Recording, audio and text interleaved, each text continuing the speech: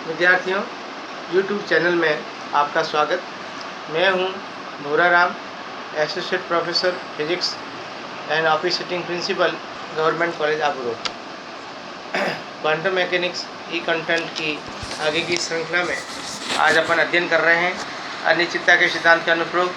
आज हम चौथा जो फोर्थ इसका अनुप्रयोग है वो है स्पेक्ट्रमी रेखाओं की स्वाभाविक आवर्ती में विस्तार या स्पेक्ट्रमी रेखाओं की परिमित चौड़ाई। इसको इंग्लिश में कहेंगे natural width of spectral lines and finite width of energy level.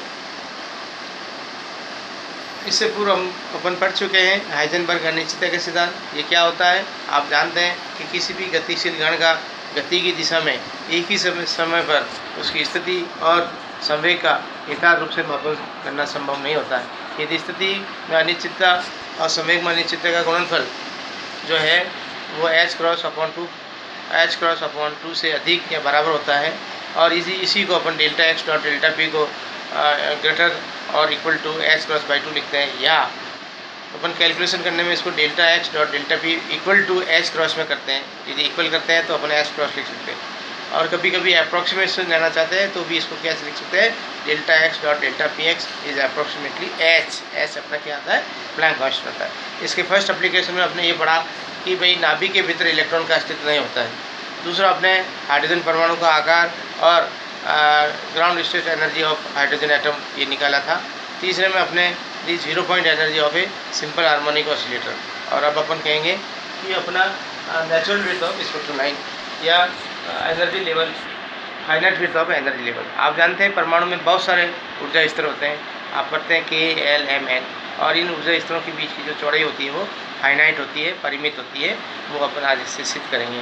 दूसरा अपन कहेंगे कि जो स्पेक्ट्रम बनता है इसमें क्या होता है कि जब अपन किसी परमाणु को एनर्जी देते हैं तो उसमें एटम क्या करते हैं, ग्राउंड स्टेट से एक्साइटेड स्टेट में चले जाते हैं और फिर एक्साइटेड स्टेट में से वापस वो क्या करते हैं, ग्राउंड स्टेट में कूदते हैं। तो दोनों ऊर्जा स्तरों के अंदर के बराबर ऊर्जा बाहर निकलती है और उससे अपन का बनता है स्पेक्ट्रम बनता है।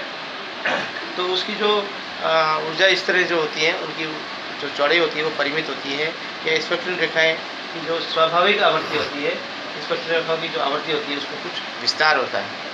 इसी को अपन देखेंगे। तो अपन ये कहते हैं कि परमाणु के उत्तेजित ऊर्जा स्तर में जाने और पुनः मूल ऊर्जा स्तर में कूदने पर जो समय लगता है वो 10⁻⁸ सेकंड की कोटि का होता है। यानी उत्तेजित अवस्था और फिर उसको क्या करता है, वो मूल अवस्था में संक्रमित होता है। तो उसमें जो समय लगता है वो उसका बाध्य समय जो होता है वो 10⁻⁸ सेकंड होता है। अब अपन कहेंगे ये एक ऊर्जा स्तर का जीवन काल के माने इसको, तो समय के मापन में अनिश्चितता डेल्टा टी क्या होगी, डेल्टा 10⁻⁸ सेकंड होगी।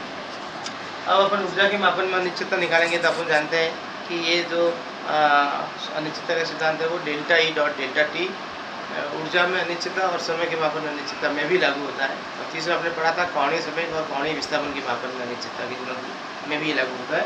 तो अपन कहेंगे कि इसको अपन अप्रोक्सीमेशन में लिया तो अपने एच लेंगे, यदि अपन बराबर में लेंगे तो अपन इसको h× लेंगे। तो देखिए इनकी जो रेंज आएगी, जो कोटि आएगी, जो पावर आएगी वो करीबन सेम आएगी।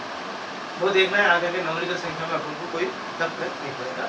तो अब देखिए डेल्टा ई इज अप्रोक्सीमेटली h/डेल्टा टी। एच की वैल्यू क्या होगी 6.626 × 10⁻34 और 10⁻8 से ये पावर ऊपर चली जाएगी, 8 कम हो जाएगी तो 6.626 × 10⁻20 सेकंड दूर हो जाएगा। एक ही अपन इक्वल में निकालना चाहते हैं तो इसमें h+ की वैल्यू क्या होगी 1.054 × 10⁻34 10⁻8 इंटू 8 × -8 = 052 × 10⁻6 जूल। यानी इसकी जो रेंज है वो सेम ही आएगी 10⁻20। अब अपन कहेंगे कि इसको अपन ऊर्जा को मापा है कि इतनी निकली है, ये परिमित राशि है। अतः स्पेक्ट्रम रेखाओं की परिमित चौड़ाई होती है या परमाणु ऊर्जा स्तरों में परिमित चौड़ाई होती है। स्पेक्ट्रम रेखा कभी इतनी तीव्र नहीं होती। तो ये energy finite width of energy level होती है, इसमें कुछ विड्थ होती है।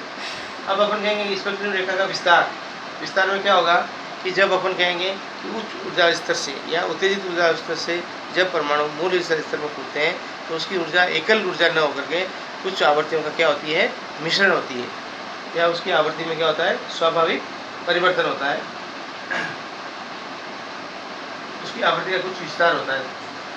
देखिए अपन कहेंगे ये बराबर एच न्यू, डेल्टा ई बराबर क्या होगा एच डॉट डेल्टा न्यू। अब अपन को डेल्टा न्यू निकालना है तो approximately delta E by H, इसमें ये अपन ले रहे हैं, इसलिए इसको 6 + 6 तो 6 × 10⁻56 और नीचे अपन एच की वैल्यू रखेंगे तो वही 10⁸ आ जाएगा। ये ऊपर चली जाएगी पावर तो माइनस की प्लस हो जाएगी, तो 10⁸ सेकेंड या हर्ज हो जाएगी। और यदि अपन ये लिखते हैं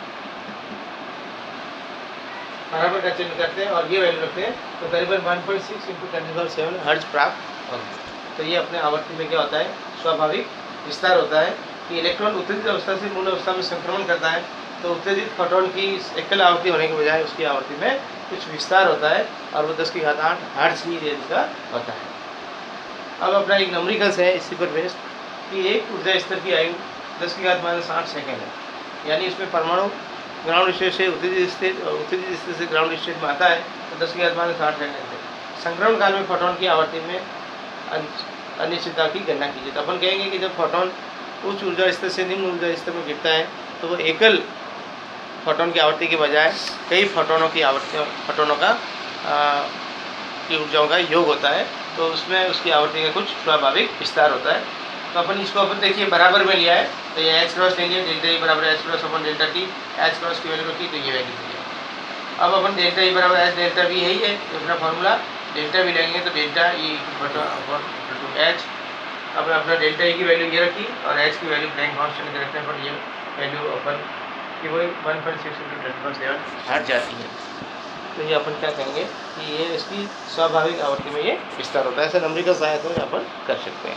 तो इस अनसर्टेनिटी प्रिंसिपल के एप्लीकेशन पढ़ें, जिसमें स्पेक्ट्रमी रेखाओं की आवृत्ति में स्वाभाविक विस्तार और मूल ऊर्जा स्तरों परमाणु की ऊर्जा स्तरों की परिमित चौड़ाई होती है, इसके बारे में दूर किया। आशा ये आपको समझ में आया होगा। हम आगे नए टॉपिक पढ़ेंगे। धन्यवाद।